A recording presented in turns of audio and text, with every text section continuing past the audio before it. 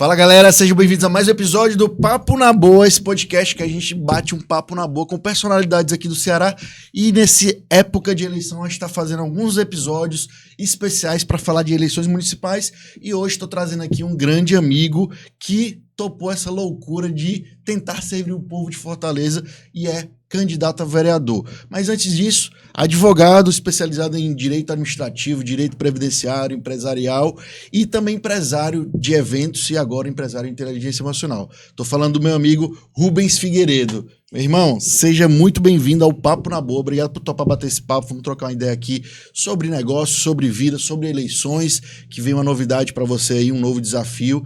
Primeiro, esqueci alguma coisa, dá as boas-vindas para a galera, se apresenta se faltou alguma coisa e vamos começar a bater esse papo.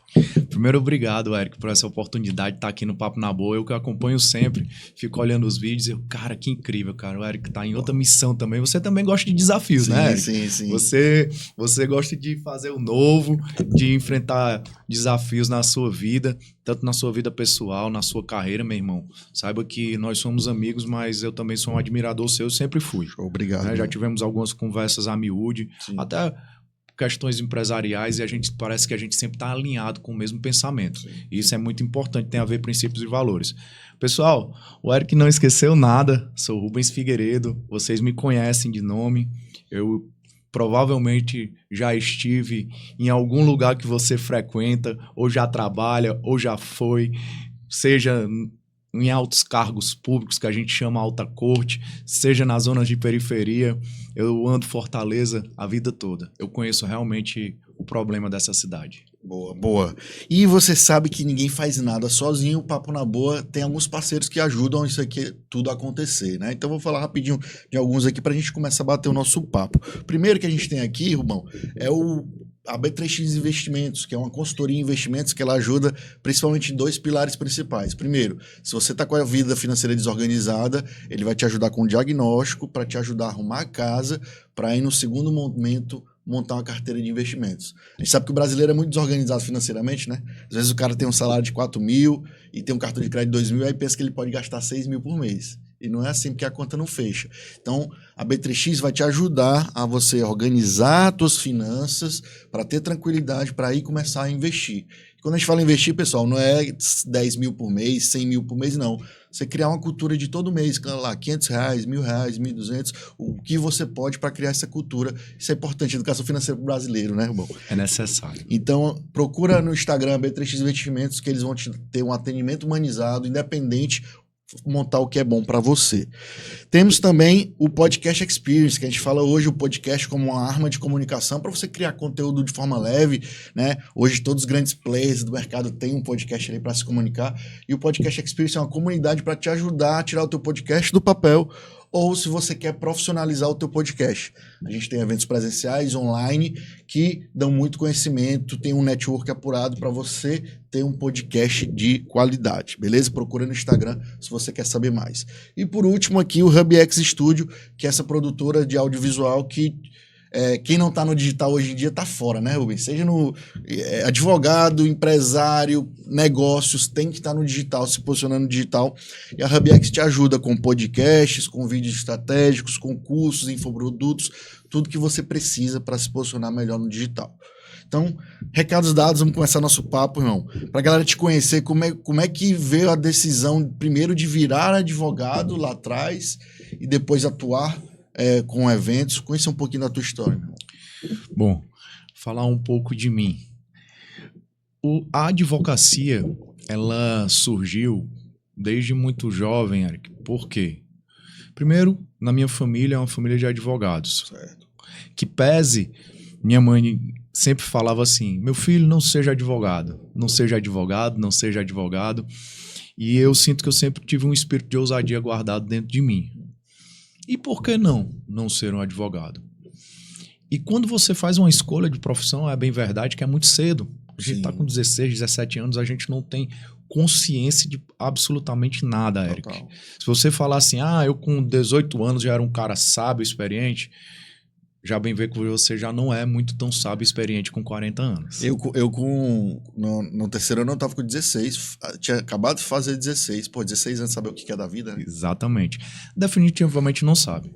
Nós sabemos disso, a gente gosta de vir com aquela fala, pá, o senhor não sabe de nada, e achamos que sabemos de tudo, e quando o tempo vai passando, quando vencemos os 20, os 30, os 40, a gente olha para trás e diz assim, meu Deus do céu, como eu era imaturo, como eu não acessava a sabedoria. Mas existia algo que já fervia dentro do meu coração. Questão da justiça, questão de buscar os direitos, questão de uma sociedade mais justa, mais honrada, desde o tempo do escoteiro, do movimento escoteiro. Eu entrei no movimento escoteiro de 6 para 7 anos, logo após o falecimento do meu pai, e a gente aprende princípios que são básicos para toda a vida. Respeitar os mais velhos, fazer todo dia uma boa ação, praticar a justiça, falar a verdade, ser fiel. Então, são princípios que já vinha sendo trabalhado, já vinha sendo semeado no meu coração, uma mentalidade para isso. E o direito, de uma maneira geral, seria isso. Ele abrange isso. O que é acessar o direito? O que é lutar por direitos? O que é respeitar o direito do outro? Então, eu acredito que isso foi mais que uma ordem natural. Sempre gostei muito de leitura e fiz faculdade concomitante de Direito e Ciências Sociais. E nas Ciências Sociais eu pude lá também entender os movimentos sociais, entender sobre a sociologia, entender sobre a antropologia, ciências políticas. Conheci de verdade o que são os movimentos sociais de perto. Ali na UES é uma universidade, pelo menos no meu campus, que era o Centro de Humanidades, extremamente politizado. Sim. Então nós conhecemos um lado dessa personificação que é a política cearense. E no direito, já olhando para a Unifor, nós conhecemos o outro lado. A questão da hermenêutica, a questão do saber jurídico, a questão do DVC. Então foi uma construção que parece que seria uma ordem orgânica e linear, mas não. São pensamentos diferentes, apesar que ambos servem para a formação do nosso caráter. Sim, sim. E você atuou por mais de 15 anos já aí na advocacia e, como você falou, nas mais altas cortes, né? E você ter esse tipo de experiência, você vê como é que funcionam as coisas, como é que funciona o sistema e vê, às vezes, a distância do cidadão comum, né? Tem essa diferença, né? Teve um ponto, você trouxe agora um ponto que tinha passado despercebido e me despertou agora. Eu falava algo assim, o que me fez ser melhor advogado foi eu ter um conhecimento de mundo, um conhecimento social. Ou seja, conhecer a sociedade por dentro me aproximou e me fez um advogado melhor. Por outro lado, também, o direito fez com que eu despertasse que esses movimentos sociais ou essas movimentação de grupos sociais, elas têm por necessidade ter um direcionamento. Não é sobre a minha vontade individual, a sua vontade individual, não é sobre uma ideologia que segrega ou aparta, mas a gente precisa entender que nós somos um só povo. Obviamente que nós temos origens diferentes, sim, raças diferentes, gêneros diferentes, costumes diferentes, hábitos diferentes. Mas o que nós não podemos ter diferente é um propósito. Propósito de não ferir pessoas, um propósito de não querer entrar no direito do outro, um propósito de não querer cobiçar o bem do outro, um propósito de não querer que o outro se dê mal para você se dar bem. Não existe isso. Não existe uma vitória glamurosa quando implica que alguém tem que sofrer com isso. Você não precisa pisar na cabeça de ninguém. E nós sabemos bem disso. A gente vive muito bem essa realidade, Eric. Eu até concordo com isso que você fala, mas no mundo que a gente vive capitalista, quando um ganha, o outro às vezes não perde, tá deixando de ganhar. Então, não pisa na cabeça, concordo, mas no mundo até... E advogado tá aí para isso, para não deixar isso acontecer de forma recorrente e às vezes até muito injusta, né? Tem dentro da advocacia, que nesses anos de atuação, tem alguma bandeira específica que você conseguiu ajudar e atuar bastante ali? Sim, inclusive, né, durante muito tempo eu trabalhei com direito eleitoral, Certo. mas eu sofri uma catarse por conta do direito eleitoral, tudo que eu vivenciei e experimentei, decidi me afastar desse campo, mas foi uma área que eu aprendi muito. Aprendi gestão pública, aprendi como funciona a máquina, como a gente pode utilizar o poder público em prol de uma sociedade, como é que a gente pode trazer mais direitos, como essa sociedade pode acessá-los. Por quê? Porque você precisa conhecer por dentro, você precisa estudar. Sim, só consegue mudar... A pessoa quer mudar por fora, tem que mudar por dentro, né? Chico Sainz já dizia, é nos organizando que você vai desorganizar e é desorganizando que você vai organizar. Então, assim, você precisa entender do que você está falando. Você precisa entender do que você está vivenciando. E me ajudou bastante. Principalmente experiência com gestão pública, já advogamos para mais de 80 prefeituras e você passa a entender realmente como é que funciona o sistema, a máquina e a questão do DVC. Porém, eu fiz uma migração por opção. Hoje eu sou sócio na advocacia com a minha esposa. Nós atuamos mais no direito previdenciário, atendemos muito LOAS, famílias que possuem crianças com autismo, doenças cognitivas. Hoje estamos abrangendo os casos de depressão, ansiedade, também é por causa de um momento da nossa fase da vida, que depois nós vamos conversar mais sobre isso, que eu sou especialista hoje de inteligência emocional e comportamento humano, e sabemos que hoje 85% das doenças são de origem emocional. Então a gente alia o que nós temos vivido e estudado e trazendo para a seara do direito também. Então temos atuado fortemente no empresarial, assessorando empresas, mas no previdenciário, trazendo para perto essas famílias e mostrando que existe uma condição, mínima que seja, para elas terem um pouco de dignidade na questão financeira. E, cara, você falou que trabalhou e ajudou aí, atuou com várias prefeituras, né, de interior e já começou a conhecer um pouco da realidade da gestão pública municipal, que são coisas bem diferentes, né, gestão pública federal, estadual e municipal. E até a gente costuma falar, né, que a prefeitura, o vereador e o prefeito é o político que está mais próximo do povo, porque as pessoas moram na cidade, ninguém mora no estado, mora na cidade, mora no bairro e a prefeitura ela visa atender, independente de qual cidade, aquelas demandas ali do bairro, o calçamento, um posto de saúde e tudo.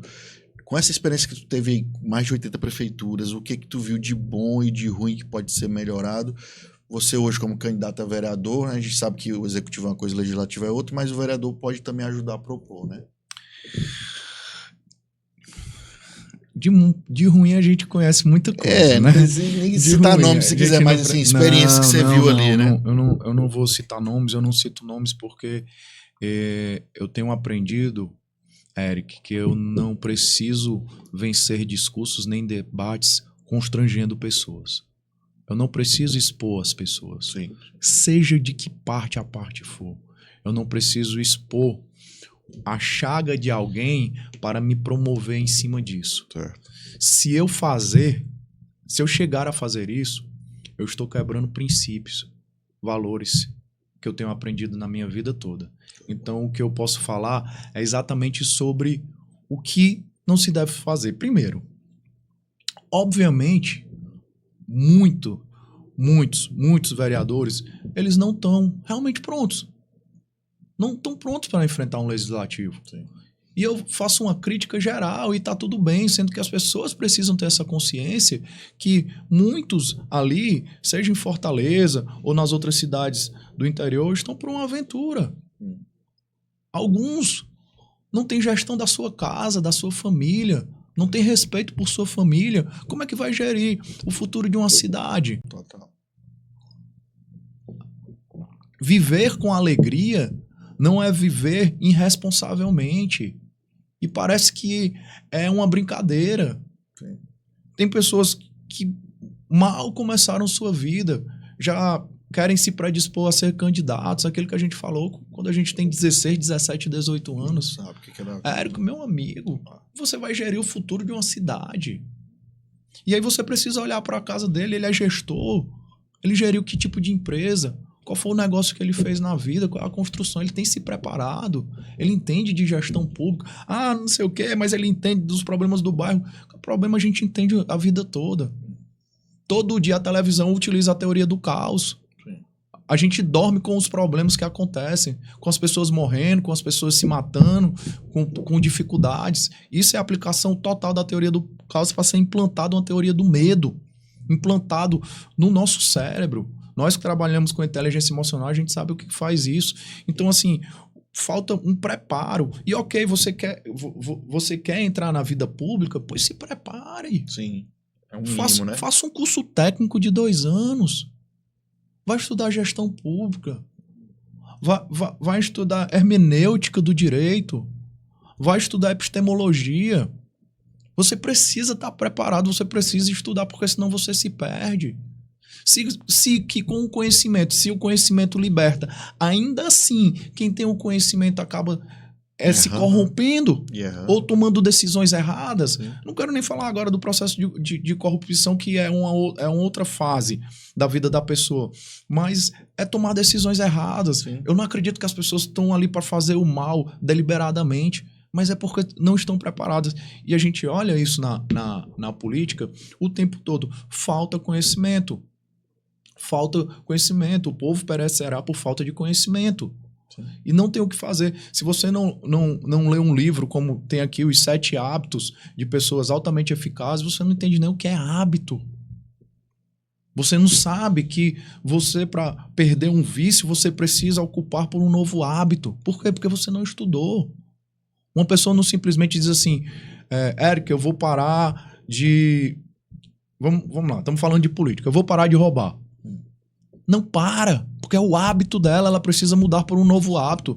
Toda vez que ela tiver vontade de cometer um ato infracional, que no caso é o furto ou o desvio, ela precisa dar um novo significado ao cérebro. O cérebro é burro e sugestionável. Ele vai para aquilo que é mais cômodo para ele, atalho, que é o que é mais rápido. Sim. E o tempo todo nos conta uma mentira. Todo político rouba, todo político é mentiroso, todo político não presta. E o que é que o cérebro faz? Ele vai para o que é mais rápido. Sim. Você precisa dar um novo significado para isso. Você precisa dar um novo significado. Você precisa falar para o seu cérebro, o político é honesto. O político tem que ser honesto. O político tem que pensar no outro. É sobre o outro. O político precisa estar trabalhando dia e noite para o bem-estar social de um município, de um estado, de um país.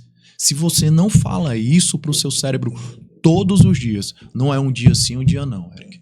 É todos os dias, eu já tô batendo aqui na mesa. Sim, tranquilo. Acontece. É todos os dias, Eric. A gente precisa viver isso. E o que é que acontece? Não existe um organismo vivo funcionando dentro de uma Câmara de Vereadores. Os vereadores não se falam, os vereadores são inimigos, os vereadores querem encampar bandeiras, porque hoje, mais do que nunca, sabe que o meme é gratuito, então eu vou falar mal, sim, eu vou criticar, eu vou desrespeitar, eu vou ofender a sua honra, eu vou ofender a sua família, eu vou chamar você de ladrão, vou chamar você de corrupto, quando você precisa é abrir diálogo. E cara, a gente, antes da gente entrar fundo agora na política mesmo, queria falar um pouco do teu lado empresarial, porque você falou em preparo, o cara ter conhecimento para até exercer um cargo público, né? E a gente sabe que o empresário, por todos os baques que ele leva, e empreender no Brasil é difícil, né? A gente vai criando casca, vai criando experiência, e isso é importante também para preparar uma pessoa, talvez até para um cargo público que a gente vai falar. Mas vamos falar um pouquinho da tua vivência como empresário, principalmente em eventos, passou muitos anos fazendo... Empresário de sucesso aqui do Ceará, realizou grandes eventos, tem grandes marcas e algumas experiências bacanas. Primeiro, da onde veio a ideia de criar eventos, que a gente sabe que quem faz eventos é uma loucura, né? De tempo, energia, é difícil, né? Criar eventos foi conversas de bastidores, né? Eu já advogava, na verdade, e O advogado, ou ele vai fazendo uma construção bem de pedreiro, tijolo por tijolo, conquistando aquele cliente, principalmente na época que eu comecei, não tinha internet, Sim, né? Então, muito no telefone cafezinho. orgânico. Então, você acha um nicho que você vai conquistar aquela ação e que vai te dar uma catapulta para novos negócios. E isso aconteceu. Eu achei um nicho, foi um processo muito bom e eu consegui uma capilaridade maior financeira. E aí me surgiu sempre a ideia de dizer assim, a gente não pode colocar no mesmo pote nossas finanças, ou como diria a frase, suas moedinhas de prata e ouro não pode ser no mesmo pote. E eu, numa conversa com um amigo, ele falou assim, Rubão, cara, tu tá querendo investir em outros negócios, eu vejo que tu tá querendo, vamos fazer evento, tu gosta de música eletrônica, tu gosta muito desse social, aí eu, cara, como é isso, fazer evento? Então foi meio que, foi um impulso, mas como um bom nerd que eu sempre fui, jogador de RPG, eu falei assim, cara, eu vou estudar esse negócio. Vou me capacitar. De novo preparo, né? De novo preparo. Vou estudar produção, fiz um curso técnico sobre produção de eventos, fui entender como era que funcionava e comecei a fazer. Fui fazendo aqui no Ceará, fui fazendo em Fortaleza, passei pro Ceará, depois Brasil, depois eu já estava em Portugal, fazendo evento lá. E foi muito bom, foi muito bom. Foi uma parte de muito sucesso na minha vida. Eu fui dono dos maiores festivais de música eletrônica do país. E assim, eu costumo dizer assim, se eu conseguir gerir eventos, cara, a gente é capaz de gerir muita coisa na vida, viu? Porque quem não conhece os bastidores da produção de um evento, né? Muito detalhe, muita coisa que pode dar errado, tem muitas variáveis ali acontecendo. E para você, até tem uma brincadeira no pessoal de evento, fala assim, rapaz, às vezes a gente faz um evento bom, aí dá 3 ruins, aí vem outro evento bom de novo, que paga tudo. É bem por aí, é uma montanha russa também de emoção, né? Fazer evento é muito a fala também de quem... Eu tenho amigos DJs que falam isso, né? O pessoal perguntava assim, quando eu não falava que era advogado, né? Sim. E aí falava assim, não, eu faço eventos. Aí a pessoa, tá bom, e tu trabalha com o quê? Aí o meu amigo, é trabalho demais. É trabalho, e não tem hora. Por quê? É a semana toda você preparando para realizar eventos. E no final de semana você está o quê? Realizando o evento. Às vezes até de madrugada. Até de madrugada. O dia. Ou seja, não tem esse momento. Não tem esse momento de descanso. E dentro de realizar eventos, Eric, eu cheguei a um ponto de notar que eu não estava parando. Porque a segunda-feira eu era advogado. Na sexta-noite eu era produtor. Sábado e domingo, produtor. Segunda-feira eu era advogado. As pessoas gostavam de marcar reunião 10, 11 horas da noite. Mas 7 horas da manhã eu precisava estar acordado. Eu tinha audiência às 8h15. Eu tinha reunião às 9 horas. Aí não tem como dar um burnout, né? A gente para. Sim. E o preço é caro. E eu paguei esse preço. E não foi bom. E dentro dessas experiências ainda de eventos, cara, o que ao longo desses anos você fez muita coisa grande, que eu até fui em alguns, mas o que vem na tua cabeça os mais marcantes, os maiores que você fez? Você falou que fez em Portugal, essa também eu nem sabia, que você tinha feito no Brasil todo, mas fez em Portugal. Foi.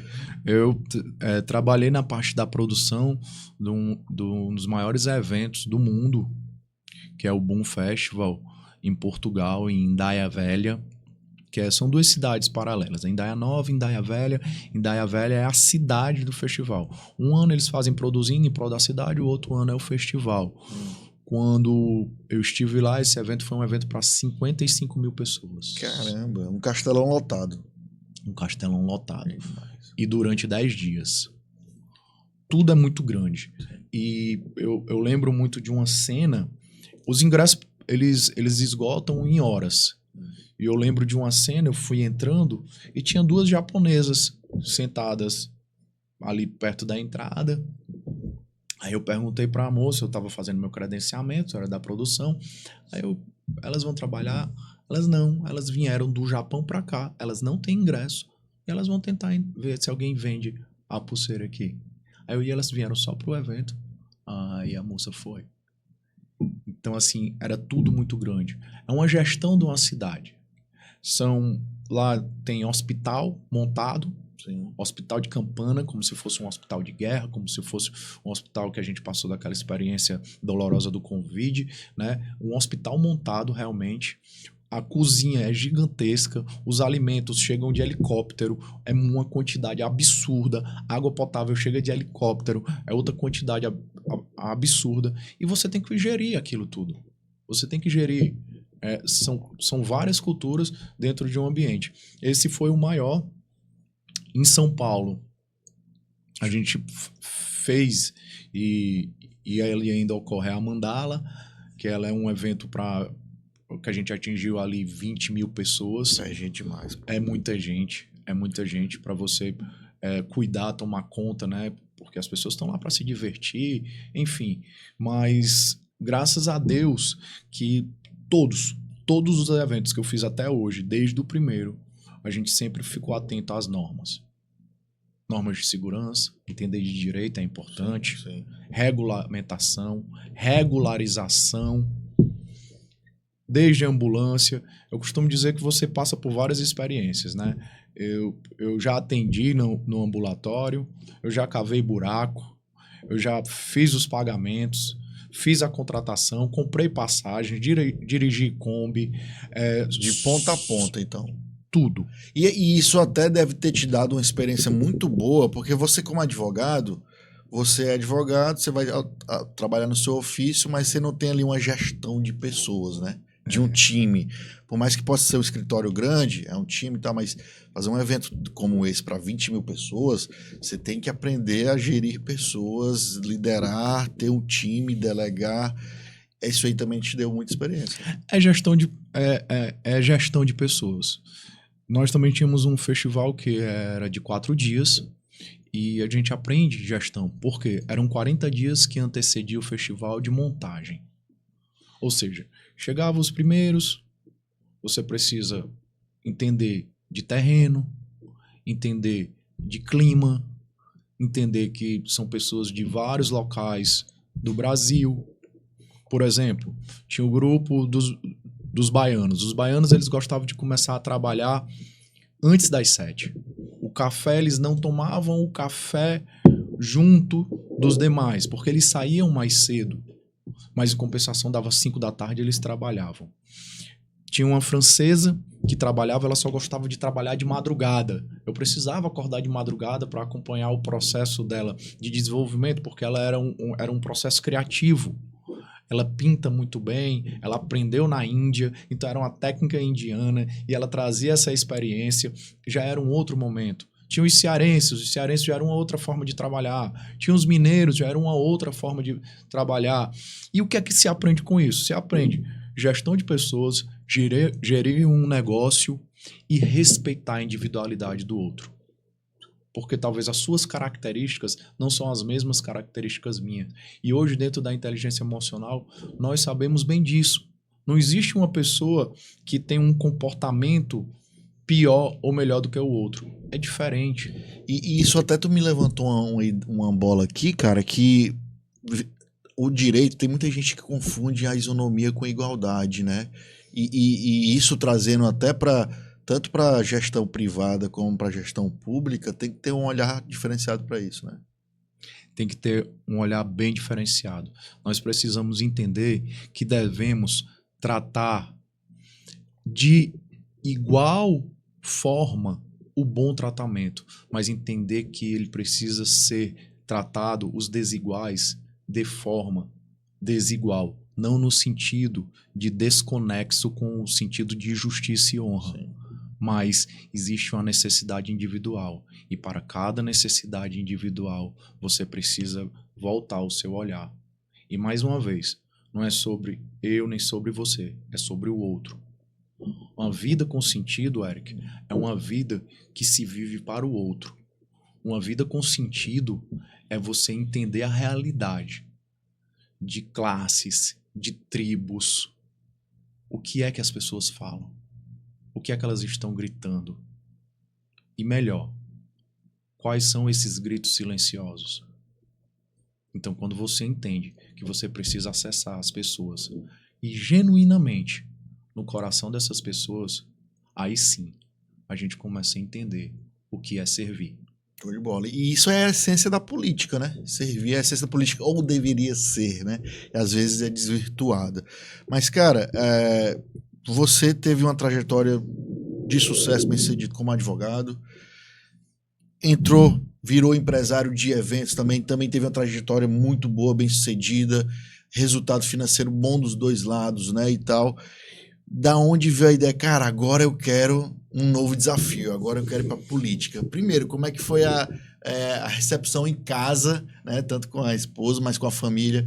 Pessoal, vai entrar nessa loucura e tal, como é que foi essa recepção? Vou te responder, mas eu já fiz mais coisas, viu? Vendi manga com 6 anos, 5 anos de idade, foi meu primeiro negócio, tinha uma mangueira lá em casa em Messejana, e aí eu olhei para aquela mangueira, rapaz, eu vou fazer dinheiro com isso aqui. Já tava pensando nisso. Com 5, 6 anos de idade, eu pegava as mangas lá, era um pé de manguita, e aí eu vendia na esquina de casa. Então foi o meu primeiro negócio.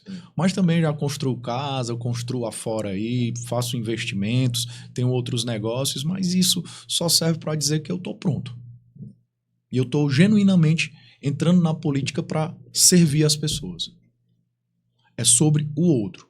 E é o que me impulsionou e agora casa e vai ao encontro da sua pergunta. A política, ela sempre fez parte da vida da minha família. O meu avô, o Zé Corrêa, ele foi deputado estadual a vida toda. O meu tio-avô foi vice-governador. A minha irmã já foi prefeita. A minha mãe já foi candidata a vereador ali no Eusébio. A minha esposa, na última eleição, foi candidata a deputado estadual.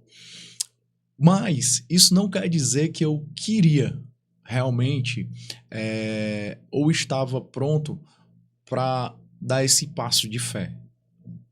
A minha vida toda, trabalhando com institutos que eu trabalho, trabalhando com fundações, servindo o próximo. Desde lá do escoteiro, você falou, a política é para servir. Sim. Mas eu aprendi lá no escoteiro, tem uma frase de Baden-Powell, que é o fundador dos escoteiros, que ele fala assim, quem não nasceu para servir, não merece existir. Ou seja, o princípio, traduzindo o que ele falou, um dos princípios da existência é você servir. Isso Baden-Powell fala, isso Buda fala, Jesus Cristo. Então, se a gente for olhar para os mestres espirituais, todos eles têm esse sentido. Ter essa vida com propósito. E ter uma vida com propósito é você viver aquilo que você foi chamado. Então, desde o escotismo, eu fui chamado para servir. No Rotary, eu fui chamado para servir. No dia a dia, eu fui chamado para servir.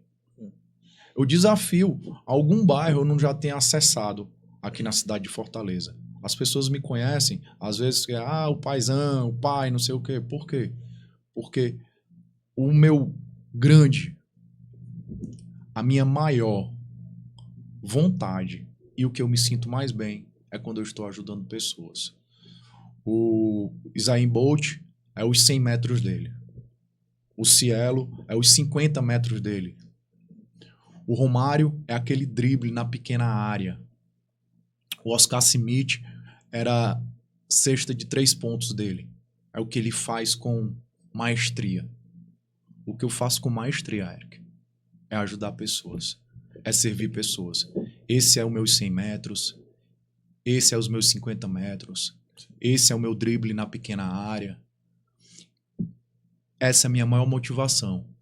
E quando eu chego em casa e eu tô indo dormir, eu digo assim, meu Deus, como eu sou feliz fazendo isso.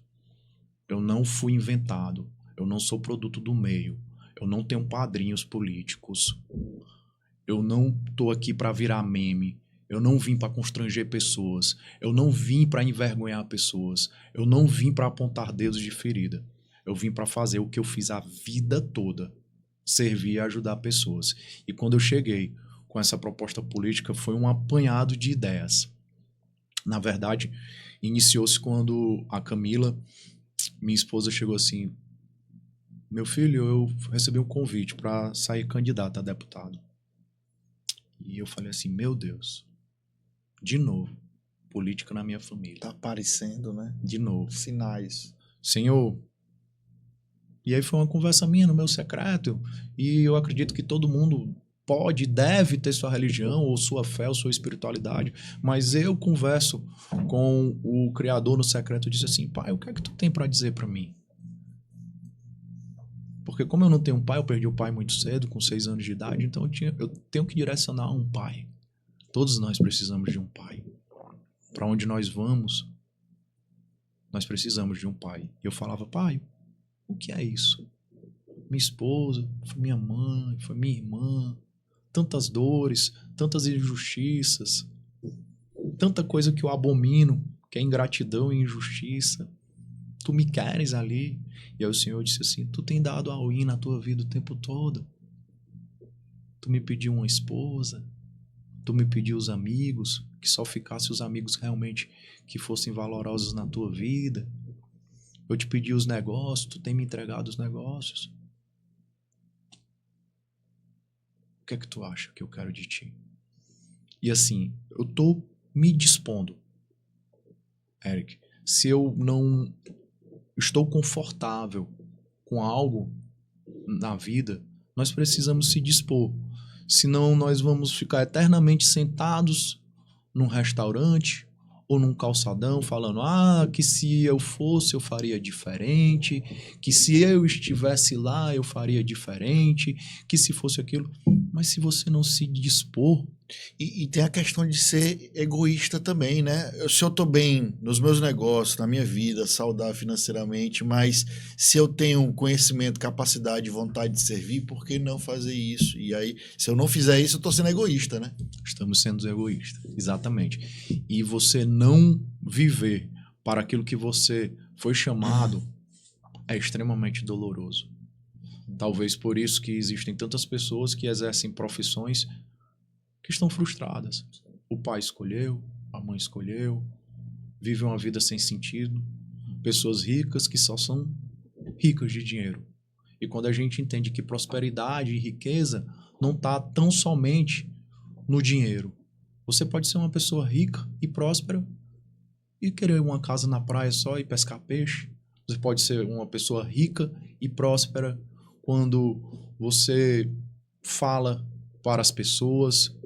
Você pode ser uma pessoa rica e próspera se você faz uma ação social na Cruz Vermelha ou se você leva alimento.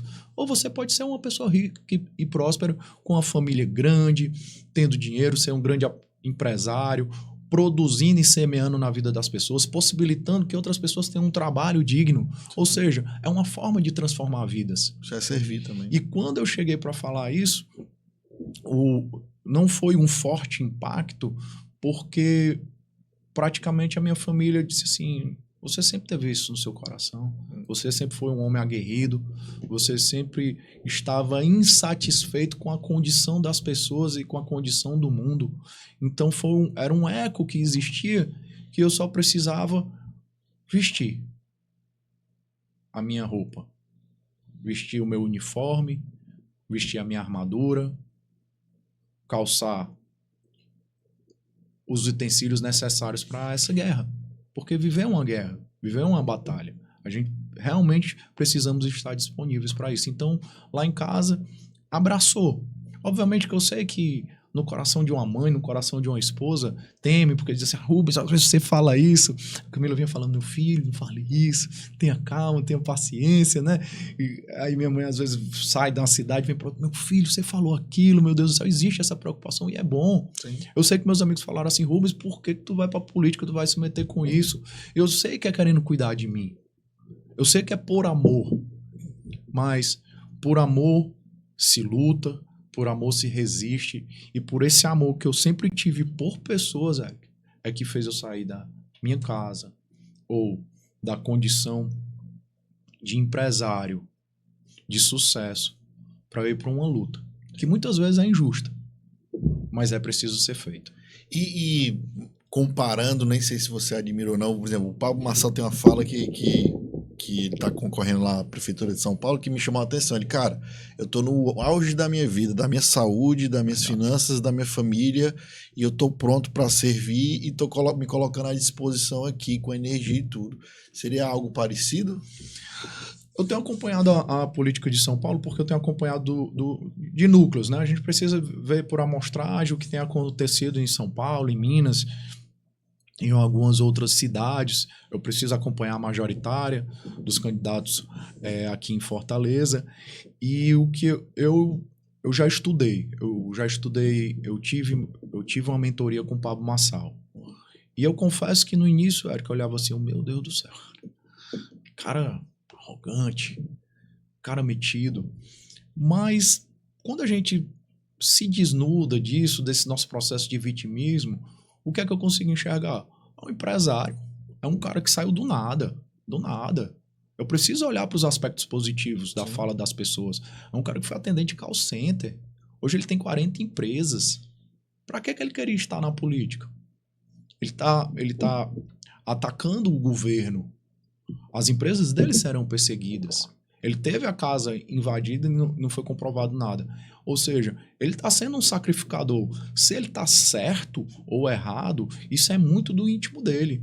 Mas o que é que eu olho ali para aquela pessoa? É um cara que está disposto. Ele está disposto, realmente. Financeiramente é completamente negativo para a vida dele. A família dele foi exposta. De uma maneira porque as pessoas não poupam ninguém. O ser humano, quando ele se veste da capa do mal, no sentido de não poupar pessoas, ele não poupa ninguém. E assim, realmente ele está disposto. Sobre o chamado dele, eu seria uma pessoa que estaria me antecipando a fala. O chamado ele é muito pessoal. Sim. O chamado é muito próprio. É o seu conversar, tem a ver com a sua intimidade com Deus, com as suas crenças. E se ele sente que isso é um chamado, então o que eu posso dizer é ele, cara, viva, meu irmão. Sim. Se você se sente chamado, viva. E assim, o que eu gosto é a coragem dele, que realmente me chama a atenção. Cara, é um cara corajoso. E cara, tomou a decisão, beleza, vou entrar na política, vou aceitar o chamado. E aí, querer entender um pouco do tua visão do mundo e do teu campo político, porque para isso você teve que escolher um partido, se filiar ou se já não era filiado e saber qual caminho seguir. E aí eu te pergunto, lá atrás a gente falou, ó, eu fiz Direito, fiz Ciências Sociais, na UES, que todo mundo sabe que é um local que a esquerda tá lá dominando, e nesse curso então de Ciências Sociais nem se fala, né? Então, como tu se define hoje, ou tu não gosta de se definir de centro, direita, esquerda? Pronto. Precisa também a gente falar um pouco sobre essa história que você me remeteu sobre as Ciências Sociais. Eu estive em quase todos os campos ideológicos para entender por dentro. Como eu lhe disse, eu não sou produto do meio. Eu vivi cada realidade. Na UES, eu era o que vestia a camisa do Che Guevara, ia para as manifestações, reitoria. A primeira greve da UES, da história da UES, eu participei. O protesto contra o relógio dos 500 anos na Beira-Mar, eu estive lá. Manifestações na Praça do Ferreira, eu estive presente. Quando chegou aqui o pessoal do BID, teve enfrentamento, eu estive lá presente. Eu conheci a juventude do PCdoB. Eu caminhei com muitos amigos que eram filiados do PT. Eu tenho amigos até hoje que são filiados do PT e eu converso com eles, dialogo com eles para entender a realidade que eles pensam, tendo todo esse lastro, de fato. Eu vivi esses movimentos sociais, as tribos indígenas aqui no estado do Ceará. Eu fui para as reuniões de movimento punk lá na faculdade de História da UFC. E na primeira reunião eu já entendi, eu olhei pro meu amigo, é porque na época a gente lá com aquela fala disse assim, meu irmão, eu não sou punk não. Mas isso não é pra mim não. Se isso aqui é ser punk, eu não sou punk, eu tenho certeza na minha vida. E aí você vai... E aí eu fui saindo, sendo Foi que... bebendo da fonte de cada... Fui. Karl Marx eu li de A a Z. Lenin eu li de A a Z. Bakunin eu li de A a Z. Todos eles, Gramsci, eu li de A a Z, que são livros obrigatórios para quem comunga da ideologia do PT ou do PSOL.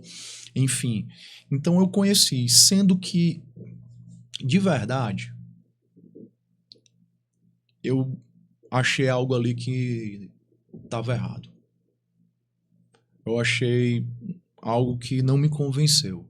Nós precisamos ter movimentos sociais, a gente precisa ter esse estreito, precisa ter ações sociais para as pessoas. O povo é pobre, o povo passa fome realmente, é um povo miserável. Mas naquela época eu tinha uma ideologia, naquela época existia algo que eu pensava que ia acontecer.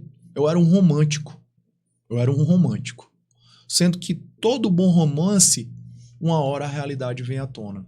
E coisas não passaram mais a fazer sentido. E se faz sentido para aquelas pessoas, ok, eu acredito que na Câmara dos Vereadores precisa ter de todas as pessoas, de todos os partidos. Mas Porque é a representação do povo e do povo tem todas as ideologias. Exatamente, mas nós precisamos entender qual é a ideia principal. E a minha ideia principal de mundo é proteger a família, é ter ordem. Tudo na vida precisa de ordem, Eric. O nosso corpo, para estar funcionando bem, ele precisa estar em ordem. A nossa cabeça, para estar funcionando bem, ela precisa de ordem. Uma cidade, para estar funcionando bem, precisa de ordem. No princípio era caos, era escuridão e virou luz. As coisas foram se ordenando, os organismos foram tomando forma. Se você não acredita em princípios bíblicos, pois acredite no princípio da biologia, como foi as coisas foram acontecendo e os organismos foram tendo vida e se organizando e produzindo, se organizando. Nós precisamos viver uma vida organizada. A sua casa precisa estar organizada para estar funcionando, o seu casamento precisa estar organizado para estar funcionando, a sua mentalidade precisa estar organizada. Se sua mente não estiver organizada, você tem ansiedade, você tem depressão. Você desorganiza. No financeiro, você falou da empresa inicialmente. Olha o que eles falam, precisa primeiro organizar a casa. Você precisa organizar a casa. E se a gente for falar de biblicamente organizar a casa, organize seu coração, organize a sua mente, se conecte. Porque você só pode verdadeiramente amar o outro quando você se ama, e você só consegue se amar quando você sabe quem você é. Você precisa de ordem. Então, por conta disso, eu fui fazendo uma transição, fui estudando conservadorismo, fui estudar teologia, fui estudar tudo e todas as coisas. E assim como Santo Agostinho, ele fala que Santo Agostinho era um retórico e um estudioso que estudou tudo de todas as disciplinas. Ele disse assim, era só eu estudar o princípio. Era só eu estudar o que é a unidade. Era só eu estudar organizar. E aí eu fiz essa transição. Eu entendo que precisa de movimentos sociais, mas eu entendo que a gente precisa cada vez menos do Estado. Porque se o Estado fosse uma solução, Eric, ele já tinha resolvido. Sim. Nós temos dinheiro para acabar com os problemas do mundo. Sendo que o Estado, e eu não falo de pessoas, eu falo do organismo, ele não liga. É desumano eu ter que chegar ali na periferia e ver as pessoas dizendo, eu vou vender meu voto, É desumano. De 2 em 2 anos, essas pessoas que passam fome, que vivem em casas a esgoto a céu aberto, vendendo a sua identidade, vendendo o seu direito de reclamar, vendendo o seu direito. Essa semana mesmo a pessoa disse assim, os vereadores passam aqui tudo de vidro fechado. Lógico, ele já comprou o seu direito, porque é que ele vai abrir o vidro. Ele tem que passar de vidro fechado e não falar com você. E mudar essa mentalidade, Eric, é muito pesado. E eu não vou abrir mão. Eu falei essa semana, eu não vou abrir mão de mudar a mentalidade das pessoas. E você pode não estar comigo agora, mas não se preocupe. quando eu estiver eleito, porque eu vou estar eleito. Porque na Câmara de Vereadores existe uma vaga e é a minha. Boa. E eu sempre falo assim, olha, eu desejo que você seja eleito. Eu tenho pessoas caras, queridas, né? Como seria seu pai, eu digo assim, mas que você entre em segundo. Sim. Não, ele até fala, viu? Ele até fala que existem 41 vagas. Então, é que nem concurso público. O cara que passou em primeiro e que passou em último, tá na vaga do mesmo Exatamente. jeito. Então, isso aí é importante eleger bons nomes. Por isso que também é uma ideia de trazer você aqui, que a gente acredita que é um bom nome para estar na Câmara de Vereadores. E eu estarei. Mas é desumano, Eric. É desumano entrarmos num bairro e as pessoas pedirem para falar baixo e elas falam assim, vamos falar baixo, eu queria segurança. Eu não posso sair de casa. Eu não posso ir pro bairro vizinho. Eu não vou citar nem o bairro aqui. Mas eu também fico muito feliz quando os bairros abrem as portas para mim. Eu fico muito feliz quando eu consigo, mesmo hoje estando no Partido Novo, e a gente sabe que o Partido Novo não pode entrar dentro das comunidades, e pasme você, não sei se você já tem essa informação, hoje tem candidatos a vereadores e vereadores eleitos que eles pagam um valor de, acho que é 40 mil, um negócio desse, 80 mil, para pedir o voto, viu? Para poder entrar pra na poder comunidade. entrar. Sim, sim. E pague. Toda vida que você paga, toda vida que você aperta a mão, Eric, é muito grave isso. A gente precisa ter cuidado com quem nós apertamos nossas mãos. A gente precisa ter muito cuidado com quem nós criamos um laço de sangue, um laço de alma e acordos. Acordos é muito grave. A gente tem na história o que acontece com quem faz maus acordos. A gente sabe do que aconteceu. A conta que foi paga para nós estarmos hoje sendo filhos é muito alta. Quem você apresenta, com quem você senta em mesas. Falando em mesa, né? E você escolheu o Partido Novo, e se duvidar, eu sou o podcast que trouxe mais galera do Partido Novo aqui. Você já viu o senador Girão, já viu o Thiago Mitrô, já viu o Paulo Danilo, a galera boa, que é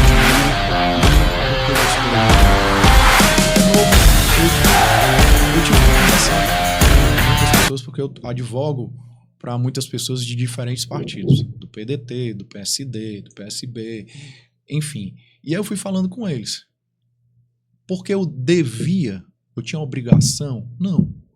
Mas, por respeito, por onde eu caminhei, eu me senti à vontade para explicar com eles. E tive com inúmeras pessoas. Tive com Domingos Filho, tive com o Sérgio Aguiar, tive com o André Fernandes, tive com o Capitão Wagner. Fui conversando com eles, explicando os meus motivadores, para eles entenderem do meu coração. Eu não sei quem vai estar ali. Eu não sei qual. Eu não tenho o dom da previsão. Eu não tenho o dom da profecia. O meu dom é de levar conhecimento e ajudar pessoas. Esse é o meu dom espiritual. É servir as pessoas. E assim, eu conversei com eles. E a escolha com o Eduardo Girão, francamente, é porque eu olhava para o Eduardo Girão e dizia assim, esse é um bom líder. Olhava para a família dele, ele é um bom pai. Ele foi um bom filho. Ele é um bom empresário. Ele tem coisas boas no coração dele. Não que os outros não tenham, sim, mas foi o que me acessou. E eu costumo dizer assim, para você seguir uma bandeira, não é sobre partidos. Os partidos todos fracassaram terrivelmente quando quiseram impor qualquer tipo de ideologia. É bobeira. Eu vivi a realidade de todos esses partidos. A gente precisa entender quem é nosso líder. Quem é que está do nosso lado. Afinal, porque nós seguimos pessoas, né? Nós seguimos pessoas, quem é que está lá na trincheira. E o Eduardo Girão, ele tem feito um trabalho excelente no Senado. Nós concordamos com tudo? Não. Sim. Mas nós conseguimos sentar à mesa e ter discussões altamente qualificadas, porque nós entendemos que antes de qualquer coisa precisa haver respeito. Que seja amor, mas se falta amor, que tenha respeito. Se não é por amor, que seja por respeito. Se não é por você entender o que era amar o próximo, mas que você entenda que você precisa respeitar o próximo como se amasse. E até, Rubens, quando me fazem essa pergunta de tentar Eric, tu é de esquerda, tu é de direita, tu é de centro, eu gosto de uma frase que eu escutei em algum evento alguma vez, que eu não lembro agora quem foi que falou, mas tem a história da teoria da caixinha de bombons. Que existe a caixinha de bombom lá de chocolate da Nestlé, da Garoto, tô até fazendo propaganda aqui. Só que, por exemplo, se eu pegar uma caixinha, eu não gosto de tudo que tem ali. Eu pego um ou outro bombom que me serve, que me gosta. Assim, é igual com a Nestlé. Então, eu acho que, trazendo para a política, para o meu lado, e aí eu queria saber você, por exemplo, eu acredito que tem coisas sociais que tem que ser feitas, que a esquerda tem muito bem, que eu concordo, mas eu também concordo que o Estado tem que ser mínimo, a liberdade. Então, eu tô um cara hoje, tô ali pro centro às vezes direita, às vezes centro-esquerda, porque eu tenho essas ideias e eu acho ruim quando a pessoa fala, você é direita, você é esquerda, bota numa caixa, não é assim, né? E aí, teu pensamento sobre isso? É mesmo porque direita e esquerda ela vem da época dos jacobinos e dos gerondinos, e é uma outra história que é da Revolução que a gente precisava, um outro podcast para a gente falar sobre isso, né? Hoje, e as pessoas têm a livre escolha. Eu acredito que os movimentos sociais eles existem para equalizar, mas a gente precisa se guiar por alguma coisa. Eu não me guio por Karl Marx. Hoje eu guio quem é o meu herói? Jesus Cristo. O que ele pregou aqui? A boa nova, falando sobre humildade, falando sobre o amor, entendendo que nós também hoje somos, independente de nossas escolhas, somos seres políticos. A política está em todos os lugares, em todos os cantos. Ela é uma das molas propulsoras do país, do mundo, da nossa cidade. Então, eu parto do princípio disso. Jesus não estava preocupado sobre religiões, ele não veio fazer crítica sobre condições, sobre escolhas de mundo. Ele trazia uma boa nova. A palavra que ela é perfeita e agradável. E o que é agradável é quando você vive uma vida com sentido, quando você vive uma vida com propósito. Eu acredito sim na manutenção da família. Eu acredito que os homens precisam honrar suas famílias. Eu acredito que os homens eles precisam fazer um levante e também serem provedores. E isso não é uma fala que, não sei o que, a mulher não pode. Pode. A mulher pode tudo. A mulher, na verdade, ela é o fino trato, ela é o pincel da obra-prima. Mas ela pode, se ela quiser. Ela ocupa o lugar dela, porque ela é uma mulher forte. Se assim não fosse, eu não tinha escolhido uma mulher forte. A minha esposa criou 3 filhos. E necessitada. Então eu escolhi uma mulher de honra. Eu escolhi uma mulher sábia. Nós precisamos de mulheres assim. Mas nós, homens, temos a obrigação de ser assim. Nós não temos uma opção. E foi enfraquecida a condição do homem. Os homens estão se tornando amasculados. Sim, isso é verdade. Hoje em dia as mulheres estão pedindo o cara em casamento, estão dando buquê de flores pro cara e tá virando normal, né? O normal e o natural são 2 coisas diferentes.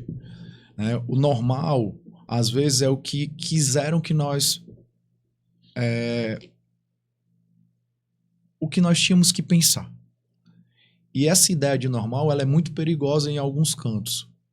Desconectar a identidade das pessoas é muito perigoso. Quando você perde a sua identidade, você não sabe mais o que é o seu valor, você não sabe qual é o seu sentido. Sabe o que é que eu escuto muito? A maioria das pessoas me dizendo, eu não sei por que eu tô aqui.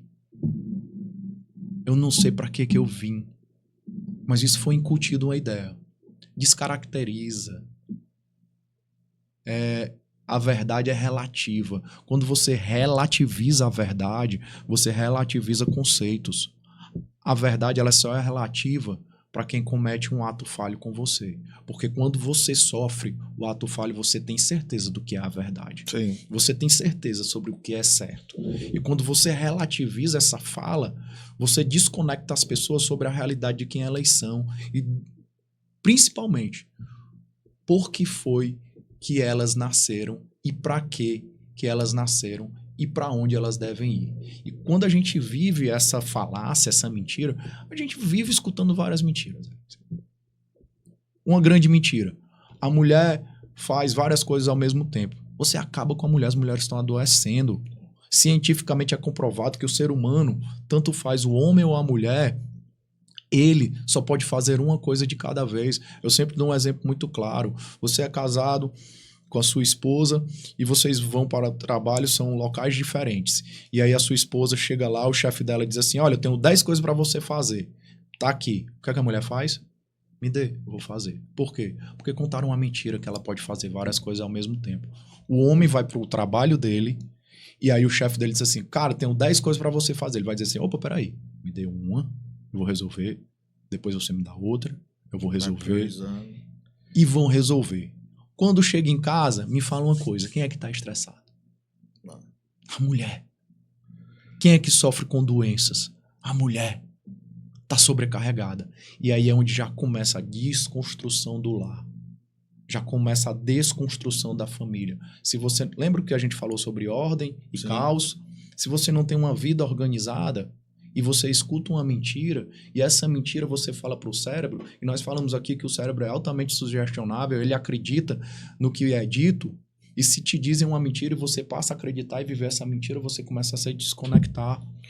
Show de bola. E, cara, então você é que nem eu, que não gosto de ser colocado em uma caixinha centro, esquerda, direita, ou você, sou centro-direita, Hoje, é porque também a gente precisa, eu hoje estou num partido de direita. Certo. Eu estou num partido de direita. E a história que eu falei da caixinha, né? Você não concorda talvez com tudo que está ali, mas é o que é mais parecido com... É o que é mais parecido comigo. Com seus pensamentos. É mais parecido comigo. É porque as pessoas querem denegrir alguns conceitos. Por exemplo, eu fiz pós-graduação em conservadorismo. Não sei o que, Rubens, tu é um cara conservador e tal, não sei o que. Eu quero conservar a minha família, eu quero conservar os direitos, eu quero conservar o que é certo, eu quero conservar o que é natural. Mas isso não quer dizer que conservadorismo não é aquele que vê mudanças. Que existem mudanças. É o oposto do progressista. Exatamente. Rubens, hoje, você acredita numa política liberal? Total. Meritocracia total. Ai, meu Deus, tu acredita em meritocracia, não sei o quê? Amigo, para você escolher a pessoa para andar com você é meritocracia. É quem melhor se adequa a você. Pra você já é uma seleção natural, às vezes. Para você se casar com alguém é meritocracia. É quem melhor está apto com você. Para você estar num emprego é meritocracia. Para você subir de carga é meritocracia. Sendo que as pessoas querem te colocar no local de fala de vítima. Vítima da escola, vítima do professor, vítima do pai, vítima do emprego, vítima do presidente, vítima do prefeito, vítima do teu vereador, vítima. Querem que você seja vítima de tudo e não dizem pra você, cara, você é o que você é, você tem uma identidade, você tem capacidade de prosperar, você nasceu com todas as habilidades que qualquer outra pessoa, você só não desenvolveu. Não é onde você nasce que vai dizer quem você é as escolhas que você faz a partir da condição que você está, que vai te levar para um novo estágio, para uma nova fase. Não é sendo vítima, não é te colocando numa posição, ai, coitado de mim, pobre de mim.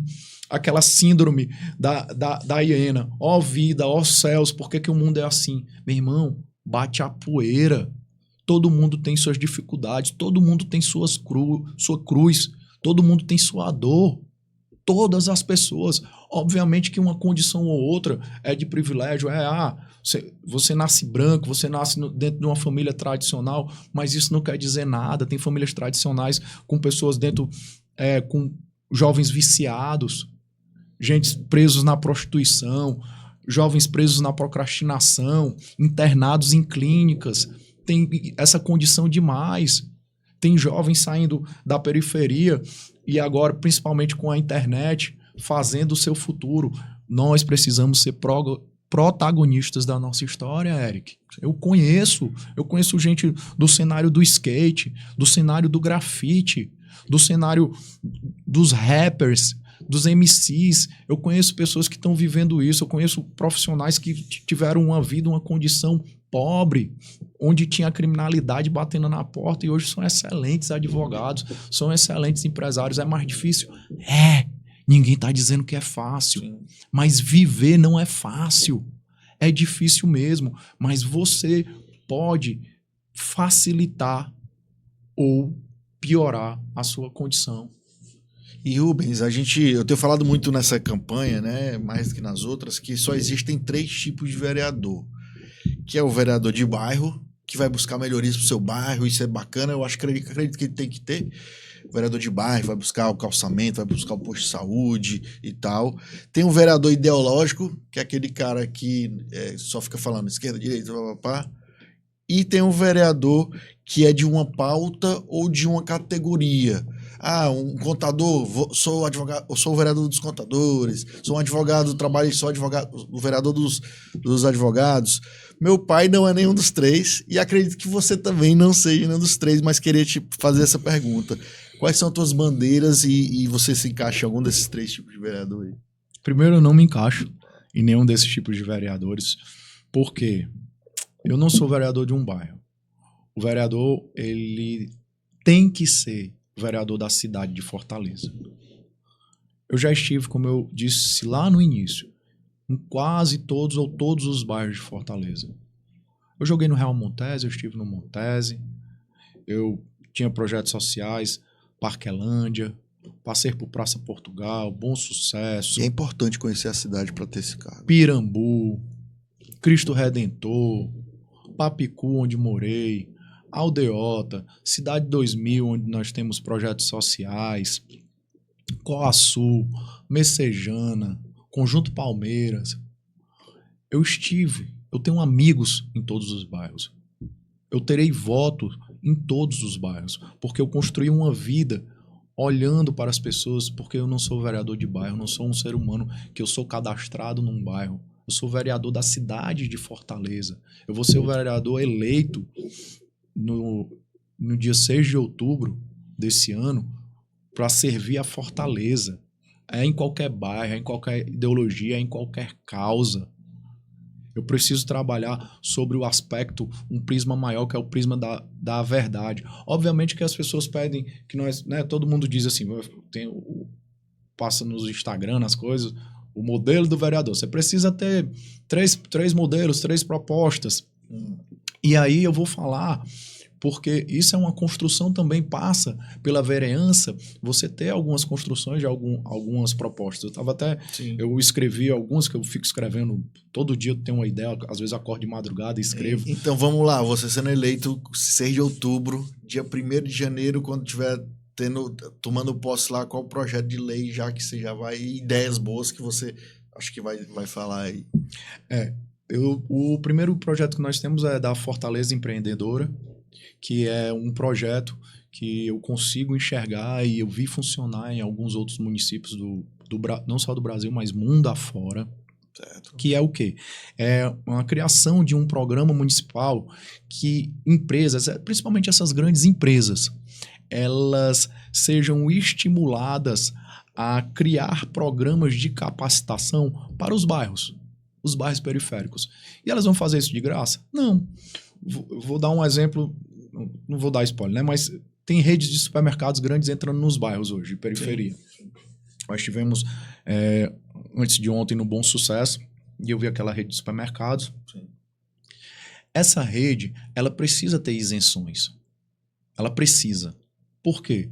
Ela precisa ter isenções de taxas municipais, taxas estaduais, mas eu sou vereador, então eu falo de taxas municipais. Eu não vou pecar pela falta de conhecimento. Sim. Mas ela precisa de incentivos. Para quê? Para ela consiga incentivar micros negócios.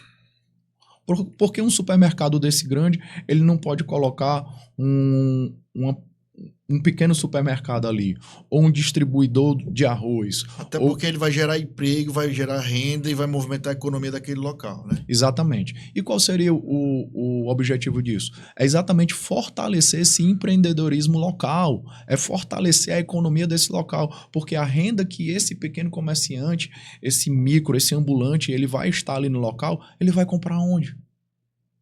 Na rede maior. Todo mundo quer ser bem tratado, todo mundo quer ser atendido, todo mundo quer entrar e ter um ar-condicionado, todo mundo quer isso, precisa disso na verdade. Então, assim, a gente precisa não só fazer essa ideia com os grandes empresários locais, mas a gente precisa também criar microcréditos dentro do município. E tem condição, nossa cidade, nosso município é um município rico. Nós somos uma cidade, nós somos conhecidos no Brasil como judeu brasileiro. Nós temos um empreendedorismo do lado. Hoje o maior PIB do Nordeste, hein? Fortaleza, isso aí a gente tem que falar com orgulho, né?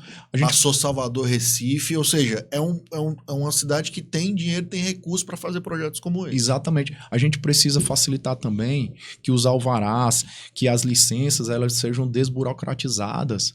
É caro para abrir uma empresa. Sim. Nos Estados Unidos, para você abrir uma empresa, você não gasta nada, você abre numa manhã. No amanhã, os Estados Unidos querem que você traga a economia, que aqueça a economia. Nós precisamos olhar para esses países que são exponenciais em alguma coisa para que a gente possa se espelhar. Nós não podemos nos espelhar ou acharmos que nós vamos criar uma ideia do nada. Nada é do nada. Sim. E continuando nos projetos aí, até uma sugestão, não sei se tem na pauta, inclusive vou falar pro meu pai também, se for reeleito, e se você for eleito. Cara, você falou de empreendedorismo, um projeto para colocar de alguma forma na grade da escola, da rede municipal, educação financeira, pode ter empreendedorismo, porque assim, a gente falou no começo lá do nosso parceiro aqui, né, que o brasileiro é desorganizado financeiramente porque ele não teve educação financeira. O cara chega até o 3º ano, ele aprende uma trigonometria, mas não aprende o básico, que não pode gastar mais do que ganha. Então, isso é uma coisa que seria bacana você colocar aí na sua pauta. É uma outra pauta de um podcast a gente falar do ensino no Brasil. Sim, e é um vespeiro também, né? De mexer. É um vespeiro porque a gente sabe da ideia por trás disso. Sim. Mas, como você mesmo falou, trigonometria, você não utiliza. Não serve para nada. Nada. Físico-química. Nada. Carbono, átomo, para nada. Para nada. O meu projeto, eu tenho 3 projetos nessa área. Um é Juventude e Oportunidade, eu coloquei os nomes, agora que todo mundo gosta dos nomes, né? Tem que empacotar, né? Cultura e cidadania e infância protegida. Por quê? Minha outra pauta é a proteção integral do direito à criança e o adolescente. E por que isso, Rubens? Porque a nossa geração, ela já está no meio do caminho. Sim. Nós precisamos olhar para as novas gerações, nós precisamos olhar para os nossos filhos, para os nossos sobrinhos. Eu vejo que você é um tio incrível, cara, que você fica lá, aquele tiozão, né? Vai ser um pai maravilhoso ainda, meu irmão, se Deus quiser. E assim, o que é a infância protegida? A gente precisa criar órgãos fiscalizadores e fortalecer as confederações que têm isso. Eu fiz parte da COFENAPAZ, eu fui delegado da COFENAPAZ. Fazer parcerias público-privadas. Público-privadas, a gente precisa fiscalizar o que está sendo gasto no ensino. O ensino brasileiro é um dos mais caros. É um dos mais caros do mundo. E a resultante é nenhuma. Eu tava vendo um podcast, que agora, como eu consumo muito, né? O cara foi fazer as contas do aluno público. Fazer as contas na ponta do lápis. E lá em São Paulo, isso. E deu R$8.000 por mês no ano. Porra, é um colégio privado. Que ele faz, com certeza, muito melhor do que o público hoje, né? Nós precisamos criar uma rede de proteção às crianças, que envolve escola, pais e municípios, eles fazendo parte do mesmo organismo. Precisa ser criado pelo município exatamente esse instrumento fiscalizador. Para quê? Porque a gente precisa trazer o pai para dentro da escola. Envolver, né? A gente precisa envolver, porque ele é fiscalizador, ele sabe sobre o que está acontecendo dentro da sua realidade. A gente precisa que a escola participe disso e o município, através da prefeitura e das suas secretarias, eles precisam estar nesse diálogo constante. Para quê? Para que a gente possa possibilitar um maior crescimento e desenvolvimento dessas crianças. E como é que a gente consegue isso? E aí vem justamente no que eu estou falando da cultura e cidadania e juventude e oportunidade. Nós precisamos primeiro que o ensino público ele seja integral. Não faz sentido hoje, com o tanto de pais que fracassaram. Porque pai... A gente sabe hoje que o que é que faz? Faz o filho e vai embora. E tudo fica sobrecarregado com a mãe. E simplesmente não tem um ensino integral. O município ele tem condições de capilarizar isso. A criança ela precisa estar dentro da escola para quê? Para que a mãe possa trabalhar. Para que ela não dependa do Estado. Se a gente olhar sobre princípios, eu costumo falar o seguinte, que Deus, ele não depende de nós, mas ele conta conosco. E assim somos nós não devemos depender do Estado, nós podemos contar com o Estado.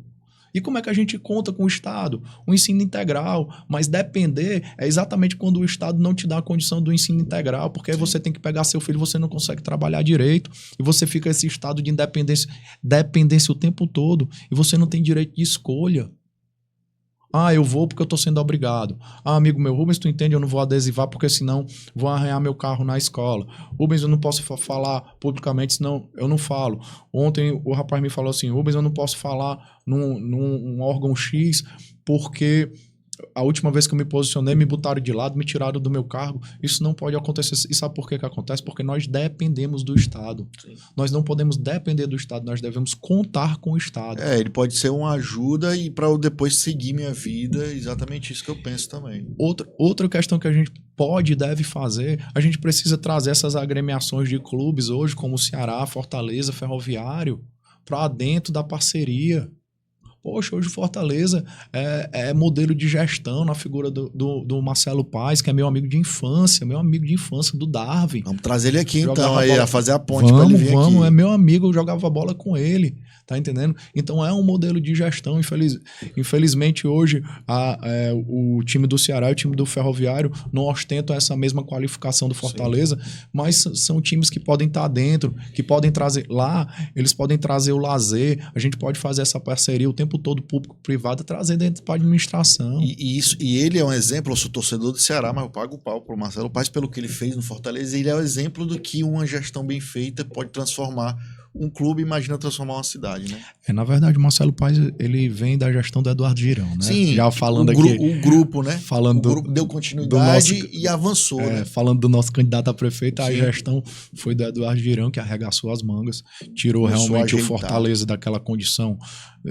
de 8 anos na Série C e foi fazendo um levante de organização, modelo de resiliência, de acreditar, um gestor de mão cheia que foi trazendo essa situação e entregou o Marcelo Paes, que tem as suas qualidades, que são inúmeras, e o Fortaleza se encontra hoje. Então, assim, como pode não trazer esses clubes de futebol que une paixão, a gestão para dentro da economia, para que as pessoas possam fazer parte, entendam também como um movimento só. Nós precisamos esquecer bandeiras, Érica, nós precisamos ser ativos, e o município é um município rico, ele é um município que tem um mundo de possibilidades, mas é insano, é loucura a gente querer resultados diferentes fazendo as mesmas coisas.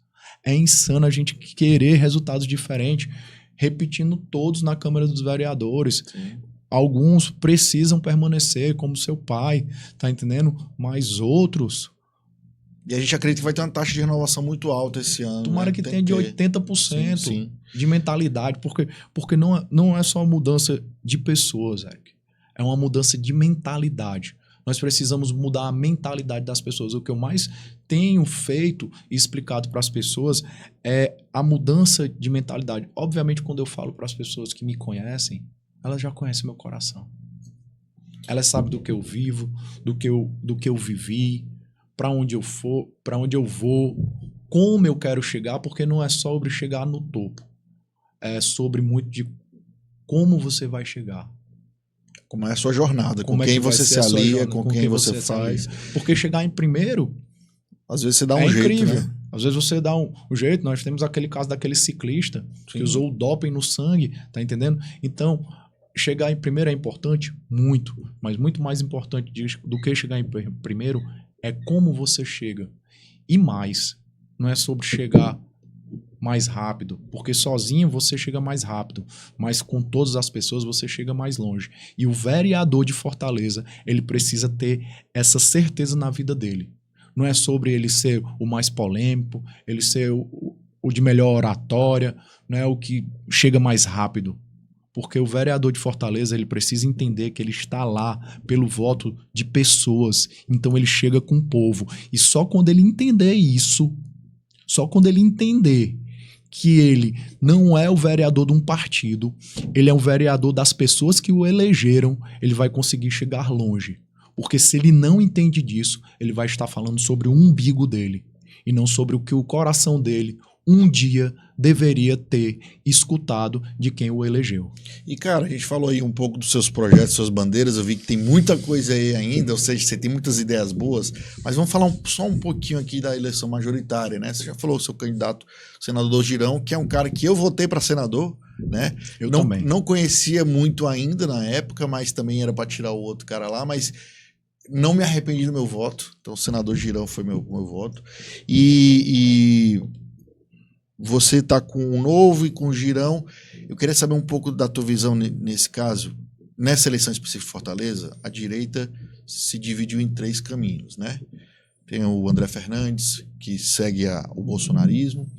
Tem o Girão, que é o Partido Novo, que eu admiro pra caramba também. E tem o Capitão Wagner, que até o pessoal hoje em dia disse, é de direita, não é e tal. O André tá batendo muito nele, falando que é oportunista e tudo. E no outro campo político tem o prefeito Sarto, que é, você sabe, meu candidato, por vários motivos, e o Evandro Leitão, que segue o lulismo, né? Então, uma pergunta inicial para ti. Você acha que a direita não teve um erro ali de lançar 3 candidaturas, se tivesse se unido, talvez estava em primeiro agora e talvez tivesse uma chance de ganhar muito maior? Primeiro eu quero começar deixando claro algumas coisas. O meu candidato a prefeito é o Eduardo Girão, por tudo que ele representa como homem, como empreendedor, como figura pública que ele se tornou. E gestor de sua família, gestor de suas empresas, gestor de sua vida. Eu olho muito para isso. Em segundo lugar, eu quero dizer que eu respeito todos os candidatos a prefeito. Você não verá Rubens Figueiredo fazendo críticas pessoais a essas pessoas. Lamento profundamente o prefeito Sarto ter desconstruído a família dele no início do seu mandato. Eu acredito que isso tenha prejudicado com certeza fulminantemente a gestão dele por conta disso. Junto com a pandemia veio essa crise, né? Com a esposa, cara. Sim. A nossa esposa é nosso alicerce, é nossa base. Quando aconteceu aquilo, Eric, de verdade eu disse assim, meu Deus do céu, Deus abençoe esse homem, porque a gestão dele não vai ser boa nesse sentido, porque desorganizou. Fundamento. Né? Desorganizou. Sim. A gente falou muito de organizar. E então eu não teria como fazer uma crítica a ele se eu não conheço o passado e a infância dele. Então jamais eu iria falar isso. Sim.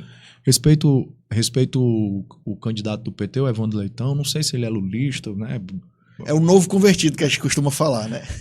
Eu acho que ele tem até uma dificuldade, viu, Rubens? Quando vai no debate, como ele é novo convertido e ele tem que estar defendendo o Lula e tal, e ele tem até dá para perceber a dificuldade nele disso. Entendeu? Pois é, mas a gente sabe que num partido de esquerda, como o PT, tradicional, não existe novo convertido. A gente só é novo convertido quando é a palavra, e a palavra vive e a palavra é forte. Quando se fala de PT, eles fazem uma construção sistemática da sua mente para mudar a sua mente, certo? Se é certo ou errado, eu também não vou entrar nesse mérito. Respeito o Evandro Leitão como pessoa. As ações dele, como eu não sou da majoritária, não é do meu campo. Tem um candidato do PSOL, que é o Técio. Esse eu não tenho uma mini ideia, né? Mas é aquele mesmo discurso do PSOL que a gente consegue ver nos vários estados, nas várias cidades, é o mesmo discurso, não muda. Temos o Sarto, eu já falei, o Evandro Leitão. Temos o André Fernandes. O André Fernandes, eu estive com o André Fernandes, eu conversei com ele. Eu disse assim, André, eu vim conversar contigo que eu te achava um cara caricatural. Sim. Né? E me surpreendeu bastante. Ele deu uma amadurecida. Me surpreendeu bastante o tanto que ele amadureceu e eu espero realmente que se ele for eleito, né, se ele chegar na cadeira, ele realmente leve esse amadurecimento na vida dele, na vida pública. E o André segue realmente o bolsonarismo, é aquela coisa emblemática de quem tá com o Bolsonaro e segue a cartilha do bolsonarismo. Temos o Capitão Wagner é um querido, gosto do Capitão Wagner pessoalmente, eu acho ele um bom marido, um bom pai, é amigo da minha esposa, é meu amigo, gosto do Capitão Wagner, mas como eu tive com ele, eu falei para ele, capitão, eu vou com o Eduardo Girão porque eu acho que tem mais a ver, a gente trouxe uma similaridade, algumas ideias comungas mais parecidas, desejo sorte também, assim como eu desejo sorte ao André Fernandes, desejo sorte ao Capitão Wagner, e nós temos o Eduardo Girão, que de verdade, de gestão para mim, ele sobra. De gestão ele sobra comparado aos outros, é a minha opinião. E você me perguntou, você acha que a direita se dividiu? Tá tudo bem. São pensamentos diferentes, mas o que a gente não pode mudar muito é o propósito. E tá tudo bem, e vai vir um segundo turno. E eu quero que, tanto para o bem da democracia, como para o bem da livre escolha, que possam ir candidatos de mentalidades diferentes. Sim. E assim, no segundo turno, com certeza, assim, na minha opinião, com certeza, Capitão Wagner, André Fernandes, Eduardo Girão vão estar numa mesma toada. Sim. Acredito também, não sei, é uma opinião pessoal, certo? Que o Sarto acabe por identificação, se não for o Sarto no segundo turno, que ele acaba apoiando um desses candidatos ou vice-versa. Nesse campo da esquerda, o que eu acho que vai acontecer, né? Assim, talvez não venha o apoio oficial, mas os eleitores vão naturalmente vai para lá. Por exemplo, se o Sarto for para o segundo turno com alguém da direita, os eleitores do PT talvez venham para ele, mas não vem um apoio oficial de lá. Sim. E vice-versa, talvez aconteça a mesma coisa. Porque o racha ali foi recentíssimo. Foi, né? E também assim, né? Falando mais uma vez da majoritária, que não é muito minha área, mas eu como candidato a vereador e futuro vereador da Câmara de Fortaleza, a gente precisa falar. Eu acredito que o PT não migre para o Sarto por uma única coisa. Aí eles já vão estar pensando no governo do estado. Sim. E aí eles ir para uma base aqui, eles podem sacrificar uma futura candidatura, e a gente sabe que quem é profissional político já está pensando em várias coisas, né? É um sorriso a mais, é um ventilar, é um direcionamento. Então eles acabam não ocorrendo isso. Show de bola. Galera, vamos botar aí as redes sociais do grande Rubens pra gente, quem quiser seguir, conhecer mais do trabalho dele. É só ir no Instagram, hoje em dia Instagram é a rede principal, né? Então, sou Rubens Figueiredo, né? Candidato a vereador de Fortaleza, empresário, advogado, amante radical de pessoas, né? No Instagram dele lá é @sourubensfigueiredo. Lá você vai conhecer um pouco mais tanto das propostas dele, acompanhar o dia a dia da campanha, né? O número é o 30111, já estou fazendo campanha aqui para você também, que eu quero ver nomes como o seu na Câmara. E, irmão, deixa um recado final para a galera sobre por que é importante se envolver com política e por que as pessoas podem contar com você para ser como um vereador de Fortaleza. Eu quero só, antes de falar isso, eu quero falar só mais um detalhe, se eu tiver tempo. Não tem, irmão. Você falou algo que eu quero citar. O que é amante radical de pessoas? A gente nem falou sobre a questão da inteligência emocional, que eu vou te convidar para outro episódio para a gente falar só disso. Perfeito. Bem rápido, amante radical de pessoas é porque eu sou especialista em inteligência emocional e comportamento humano. O método que nós seguimos, que é o método EVO, que é do Márcio Micheli, que ele desenvolveu esse método há 13 anos, nós alcançamos milhares de pessoas no Brasil e no mundo. Em outubro, inclusive, estamos em Atlanta para semear na vida de pessoas. Nós trabalhamos exatamente tratando dores, tratando feridas, resgatando pessoas, trazendo as pessoas para que elas entendam sobre o que é a essência humana, o sentido da vida, para que elas possam prosperar na área delas, seja que área for. Elas precisam acessar isso, as pessoas precisam ser curadas. Nós estamos adoecidos. E amante radical de pessoas é um bom mote para qualquer vereador. Todo vereador tinha por obrigação, repito, todo vereador tinha por obrigação ser um amante radical de pessoas, para que entender de pessoas não seja só de falar, da boca para fora. Precisaria estar vivendo isso. Afinal, o vereador, dentro de todos os políticos que existem, ele é o político mais próximo da população, porque a pessoa tem mais acesso a um vereador do que um deputado estadual, um federal, um prefeito, um governador, né? Exatamente. E eu quero encerrar falando sobre algo. Ser um vereador, você precisa ter dentro de si 4 arquétipos. 4 antigos arquétipos. Primeiro, força e disciplina. Você precisa ter força para sair de casa, para ir à luta, ser combativo, se tornar um combatente pelo povo. Disciplina é o aprimoramento dos seus hábitos para que você seja um otimista e, mais do que isso, um colecionador de bons hábitos para que esses hábitos eles se tornem realizações em sua vida. Você precisa ter um outro arquétipo que é a ambição. E o que é ambição? É aquela sua necessidade de você buscar algo novo, não se conformar com o que está lá pré-estabelecido. É você sair da sua situação de acomodação e partir para uma luta. E essa luta precisa ser de transformar vidas, transformar mentalidades e, mais do que isso, transformar uma cidade como é a cidade de Fortaleza. O terceiro é liderança. E o que é liderança? Liderança é você se pôr à prova, você chamar a responsabilidade para si, você entender que liderança não é um mérito, liderança é um fardo, porque você precisa estar todos os dias disponível para dizer o quê? Eu resolvo. Cola em mim que eu resolvo. Não se preocupa. E esse não se preocupar é quando o eleitor de Fortaleza, ele olha para a figura do Rubens Figueiredo e diz assim, esse eu confio. Ele olha para mim e diz, cola em mim que eu resolvo. É resolver o problema.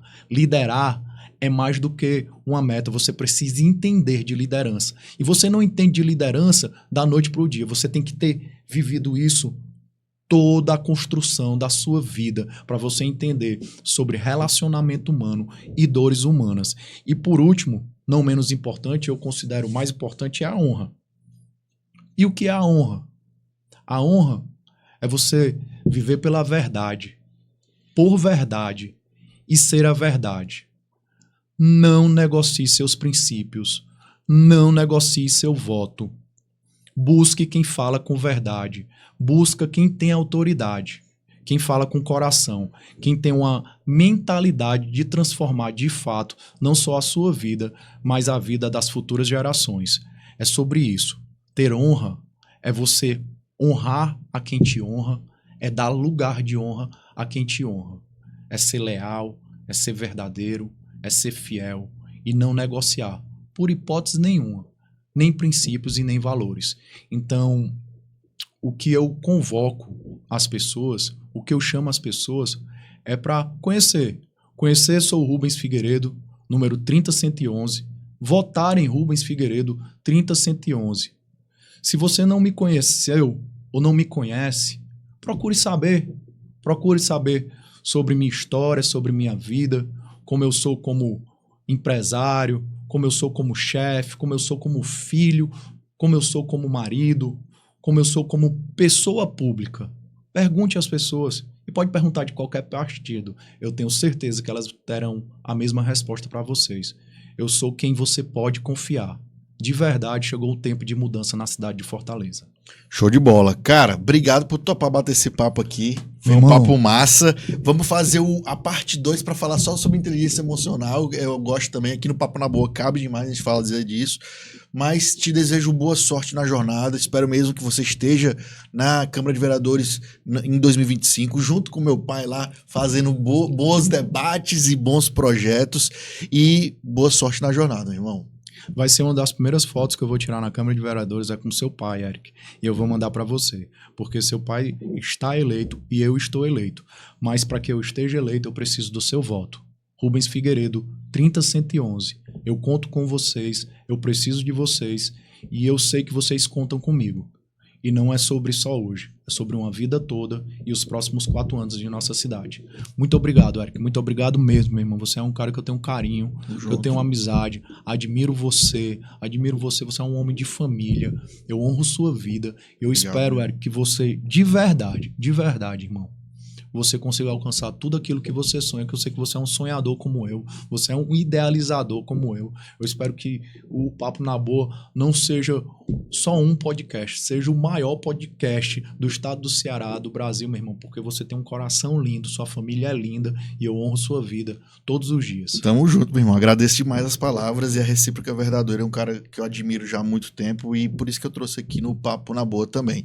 Então, senhoras e senhores, Rubens Figueiredo, segue lá nas redes sociais para conhecer mais. Você que tá chegando agora, ó, ativa o sininho das notificações para saber tudo que acontece no Papo na Boa. Vamos trazer muita gente boa por aí também e acompanha e vamos junto. Valeu!